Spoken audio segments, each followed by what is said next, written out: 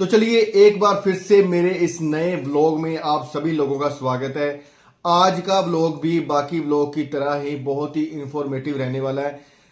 मेरे इस व्लॉग के साथ आपका बस यही काम है कि जुड़े रहो और इस व्लॉग को समझने की पूरी कोशिश करो ताकि आप लोगों का ही फायदा हो सके। आप लोग ही जो किसी भी मुसीबत में फंसे हो उससे निकल पाओ, या वर्क परमिट को लेके या वीज़ा को लेके या वीएफएस फाइलिंग को लेके जो भी अहम जानकारी देता हूं तो उसको समझने की कोशिश किया करो। तो वीडियो ब्लॉग की शुरुआत करने से पहले अगर किसी को मेरी वीडियो अच्छी लगती है वो लाइक शेयर सब्सक्राइब और अच्छा सा प्यारा सा कमेंट जरूर किया करो, ताकि आपको तो वो जानकारी मिल जाती है तो मेरे को भी थोड़ा मोटिवेशन मिलना चाहिए ना कि हाँ भी कि एक अच्छा ब्लॉग बनाया, लोगों को अच्छा लगा है, तो मेरे को भी पता लगे कि हाँ भी मैं सही रास्ते में जा रहा हूँ। तो चलिए वीडियो की शुरुआत करूं। तो वीडियो की शुरुआत करने से पहले एक बात जरूर डिस्कस करना चाहता हूं कि लोगों को ये चीज़ समझना बहुत ज़रूरी है कि टाइमिंग के हिसाब से अगर चलोगे तो वीज़ा जरूर मिलेगा। टाइमिंग बहुत अहम है क्रोएशिया के रिगार्डिंग। जिसकी टाइमिंग फिट बैठती है उसका वीज़ा की सक्सेस रेट 100% से भी ज़्यादा जा रही है, और जिसकी टाइमिंग सही नहीं बैठ रही है उसका सक्सेस रेट उतना ही कम होता जा रहा है। मैं बात कर रहा हूं वर्क परमिट को लेके। मैंने अपने पिछले ब्लॉग में ये बताया था कि जनवरी फरवरी मार्च वाले अपने फाइलें विड्रॉल कर लो, और उन्होंने विड्रॉल कर भी ली। काफ़ी हद तक बंदों ने फाइलें विड्रॉल कर ली, क्योंकि इतना टाइम कंज्यूम करने के बाद आप क्या सोच रहे हो कि आप वीज़ा लेके ही जाओगे? क्या आपका एम्प्लॉयर आपके लिए ही बैठा हुआ है कि हाँ भी ये बंदा मैं इतना टाइम वेट कर लूंगा, इसका परमिट नहीं आ रहा? तो उन्होंने तो कब के आपके विड्रॉल कर दिए, कब का आपको छोड़ दिया, बट आपका एजेंट आपको छोड़ नहीं रहा, क्योंकि आपने एजेंट को दिया है पैसा, ठीक है, इसलिए वो आपको छोड़ नहीं रहा, इसलिए आपका टाइम भी खराब कर रहा है। तो जनवरी फरवरी मार्च वाले को तो विड्रॉल करना है, बट ये आज तारीख है 13 नवंबर, 15 नवंबर तक मई वालों को भी विड्रॉल करना है। अप्रैल वाले और मई वाले 15 नवंबर तक आप अपनी फाइलें विड्रॉल कर लो, कोई फायदा नहीं है इतना टाइम कंज्यूम करने के बाद बैठने का। अप्रैल और मई वाले खास तौर पे ध्यान रखो कि 15 नवंबर जैसे ही निकलेगी, 15 नवंबर तक अगर आपका 15 नवंबर तक आपका पॉजिटिव ओपिनियन भी आ जाता है परमिट का, तो थोड़ा बस 5 दिन और इंतज़ार कर लेना, क्योंकि पॉजिटिव ओपिनियन आने के बाद 5 दिन 7 दिन में परमिट मिल जाता है।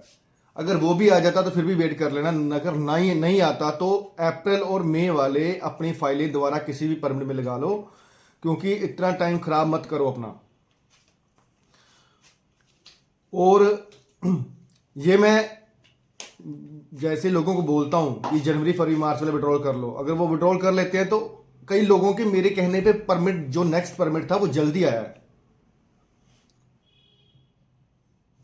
अब आप वेट करोगे, अप्रैल मई वाले वेट करोगे तो उसका कोई फायदा नहीं है।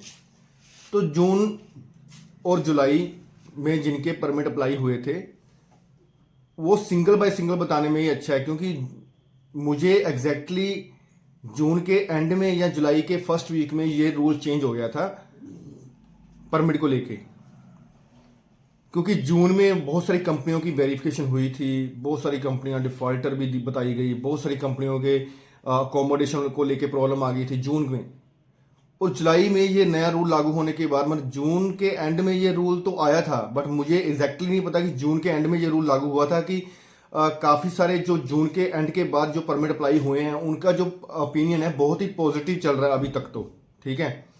और जिन्होंने जून में अप्लाई किया है वो नवंबर एंड तक, और जुलाई वालों ने जिसने अप्लाई किया वो नवंबर के एंड तक वेट करो। मुझे इतना जरूर पता है कि नवंबर के एंड में, जून और जुलाई बाकियों के परमिट तो मुझको नहीं पता कि वो टाइम पे आएंगे नहीं, पर इतना पता है कि जून और जुलाई वालों के जिनके वीज़ा भी लगने हैं उनके परमिट तो 100% जरूर आएंगे। नवंबर के एंड तक मैं टाइम दिया हुआ है, थोड़ा ही टाइम रह गया है, 13-14 दिन 15 दिन और रह गए हैं, परमिट आना चालू हो जाएगा जून और जुलाई वालों का।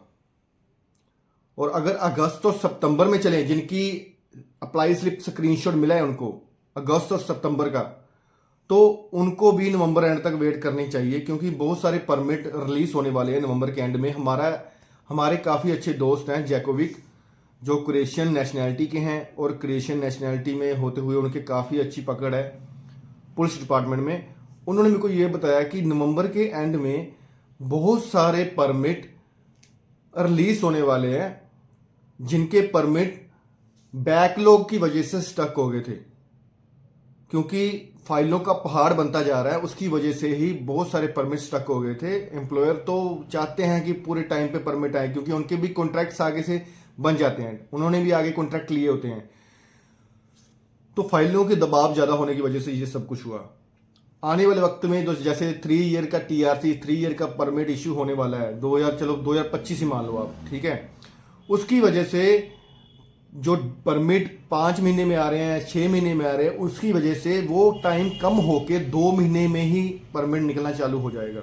ये तो 2 महीने मैंने ज़्यादा बोल दिया, 2 महीने से भी कम टाइम में परमिट मिलना चालू हो जाएगा। जैसे ही ये 3 ईयर का परमिट और 3 ईयर का TRC का रूल तो आ गया है, बट उसको मतलब उसको मतलब लगाना जरूरी है, ठीक है। उसको लागू, जैसे ही वो लागू कर दिया जाएगा, वो तब से परमिट का जो स्टेटस है, वो जो परमिट का जो पेंडिंग टाइम है बहुत तेजी से बढ़ जाएगा, और परमिट का टाइम जो 5-6 महीने लग रहा है वो टाइम कम होके परमिट जल्दी मिलना शुरू हो जाएगा। अभी तक तो मैंने सितंबर तक की बात की, अक्टूबर तक का मैं अभी कोई प्रेडिक्शन टाइम नहीं बताऊंगा, क्योंकि मेरे को अभी इसके बारे में नॉलेज नहीं आई है, ठीक है। मेरे को आगे से स्टेटस नहीं मिला। मैंने जिस मंथ का बताया उस मंथ का आप ध्यान से सुन लो इस व्लॉग में। अगर कुछ नहीं आता तो बैक जाके वो चीज़ समझने की कोशिश कीजिए, ठीक है। मैं तो यही बोलूँगा भाई, अक्टूबर से पहले जिसने अप्लाई किया है वो नवंबर के एंड तक या दिसंबर के 20 तारीख तक वेट कर लो। परमिट की पूरी पॉसिबिलिटी है आने की। दिसंबर 20 तारीख क्यों बोल रहा हूँ कि दिसंबर के 20 तारीख के बाद आ रहा है क्रिसमस, एक्समास। बहुत सारे उनके अपने त्योहार होते हैं जिसमें वो छुट्टियों पे चले जाते हैं एम्प्लॉयर, बहुत सारे एम्प्लॉयर, क्योंकि अब ये शेंगन में आ गया। कोई स्विट्जरलैंड चला जाता है, कोई पोलैंड चला जाता है, कोई फ्रांस स्पेन घूमने चले जाते हैं। तो 20 दिसंबर से लेके 10 जनवरी तक मान लो कि कोई काम नहीं होगा।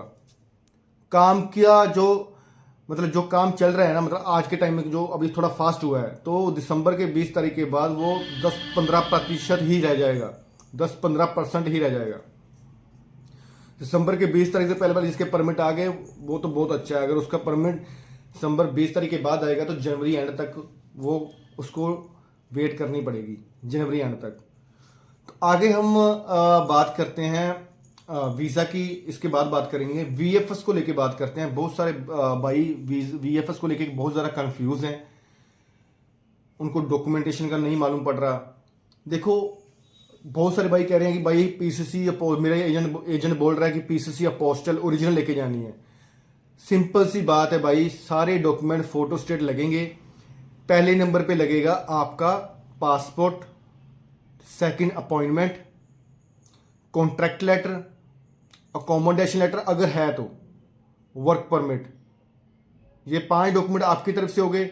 आपकी कंपनी की ईमेल आईडी, आपकी कंपनी का फ़ोन नंबर, ठीक है, जिस पे वेरिफिकेशन कॉल जानी है। और ये अपनी कंपनी का मेल आईडी और अपनी कंपनी का कॉन्टैक्ट नंबर वही देना जो चल रहा है। आपके घर का एड्रेस, आपका ईमेल आईडी, आपका फ़ोन नंबर, ठीक है। ये 10 चीज़ें हो गई। उसके बाद D visa form, travel insurance चाहिए आपको 3 मंथ की, ज़्यादा से ज़्यादा 3 मंथ की लगाओ। डमी टिकट्स, कंसेंट फॉर्म या कोरियर फॉर्म सेम चीज़ है, ठीक है। ये चीज़ें ज़रूरी है जो लगाना है। D visa, travel insurance, dummy ticket, courier form, ये चीज़ें आपको लगाना ही लगाना है। और आपको 4 फोटोस लेके जानी है, जिसका size 35x45, 80% face, white background, no border line, ये होना चाहिए, ताकि आपका जो नॉर्मल में दिल्ली में नॉर्मल में 12,000 रुपये ही लगता है वो हो सके। मुंबई में तो नॉर्मल बंद ही कर दिया उन्होंने, मुंबई में तो 17,117 या 700 लग रहा है। जिस दिल्ली जाओ, दिल्ली की बायोमेट्रिक बहुत मिल रही है, अभी 19-20 की डेट खुलने वाली है, तो आसानी से मिल जाएगी। तो ये डॉक्यूमेंट आपको लगाना जरूरी है, ठीक है, जो मैंने बताए हैं। चलिए आगे बात करते हैं वीज़ा को लेके। आज थोड़ा स्लो मैं बात क्यों कर रहा हूँ, क्योंकि आपको पूरी तरह बात समझ में आ सके। तो अगर वीज़ा के रिलेटेड बात करें, अगस्त अभी तक देखो, मतलब मैं हैरानी वाली बात है, अभी तक अगस्त वालों के 10% से ज़्यादा वीज़ा नहीं लगे। सितंबर खत्म होने को आ गया है, सितंबर तो पूरी तरह खत्म होने को आ गया है, और 5-7 दिन में सितंबर खत्म हो जाएगा। अगस्त के 10% वीज़ा अभी बचे हुए हैं। क्यों बचे हुए हैं? या तो उनकी कंपनियों उनके वर्क परमिट विड्रॉल कर लिए हैं, ठीक है, या तो उनकी कंपनियों से संपर्क नहीं हो रहा, क्योंकि कई बार फ़ोन नंबर गलत हो जाता है, या कंपनियों के जो फ़ोन नंबर चेंज हो जाते हैं उससे भी दिक्कत आ जाती है। सितंबर और अक्टूबर के 2 हफ्तों के मैंने काफ़ी वीज़ा देख चुका हूँ। ये आपके लिए अच्छी न्यूज़ है। अक्टूबर के पहले जो 2 हफ्ते हैं उनके मैं बहुत सारे वीज़ा देख चुका हूँ। मतलब एक वीज़ा की बात नहीं करूँगा, मैंने पिछली बार ही बोला था कि मैंने जब सितंबर स्टार्ट होने वाला था, आप लोगों को पता भी नहीं था कि सितंबर स्टार्ट हो चुका है, तो तब मैंने बताया था कि सितंबर के मैंने बहुत सारे वीज़ा देख चुका हूँ, पर मैंने अक्टूबर के भी बहुत सारे वीज़ा देख चुका हूँ। बट उनको मैं आपके सामने मतलब ग्रुप्स में डाल नहीं सकता, क्योंकि सबकी प्राइवेसी होती है। तो अक्टूबर की बात करूं तो मैंने ग्रुप्स में वीज़ा देखे, गुच्छों में वीज़ा देखे हैं। वो ऐसे है कि जैसे एक कंपनी के 20 परमिट अप्लाई हुए थे, 20 के 20 वीज़ा लग के आए हैं। अक्टूबर वालों की बात कर रहा हूँ। और कंपनियां भी ऐसी कंपनियां नहीं है कि बहुत ही बढ़िया कंपनियां हैं, मतलब बहुत ही अच्छी ग्रेड वाली कंपनियां हैं।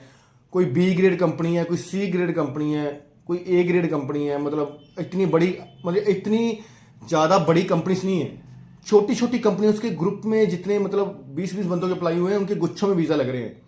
अभी बड़ी कंपनियों के तो वीज़ा लगते ही लगते हैं, छोटी कंपनियों के वीज़ा लग रहे हैं। मतलब इससे ये साबित होता है कि मतलब काफ़ी अच्छा सक्सेस रेट जा रहा है, क्योंकि जो जून और जुलाई में जो रूल चेंज हुआ था ना, उसमें बहुत सारी फ्रॉड कंपनियां निकाल दी गई थी। बहुत सारी कंपनियां निकाल दी गई थी, मतलब छांट के उनको अलग ही कर दिया गया था। तो अक्टूबर के काफ़ी सारे वीज़ा देख चुका हूं। मैं आपको ये प्रेडिक्शन देता हूं आज के टाइम में, 20 नवंबर के बाद ये आपको खुद को देखने को मिल जाएगा कि अक्टूबर के जो वीज़ा हैं मतलब गुच्छों में मतलब मिल रहे हैं। आपका भी देखने को मिल जाएगा, क्योंकि आपका भी किसी ना किसी का अक्टूबर में बायोमेट्रिक्स हुआ है। तो आज का जो मैंने व्लॉग बनाया है, जो आज की जो कंक्लूड किया मैंने, बिल्कुल ध्यान से सुनिए, क्योंकि ये आपके फायदे की बातें हैं।